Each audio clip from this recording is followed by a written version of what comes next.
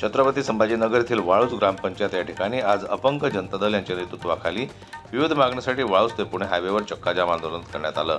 वेळोवेळी निवेदने देऊन आमच्या मागण्या ग्राम प्रशासनाच्या लक्षात आणून दिल्या, परंतु त्या मागण्यांकडे दुर्लक्ष करण्यात येत असल्याचं दिसून येत आहे। त्यामुळे आज ग्राम प्रशासनाला जागे करण्यासाठी अपंग जनता दल हे रस्त्यावर उतरलं असून सर्व दिव्यांग सेलच्या वतीनं वाळूज पुणे हायवेवर चक्काजाम करण्यात आला।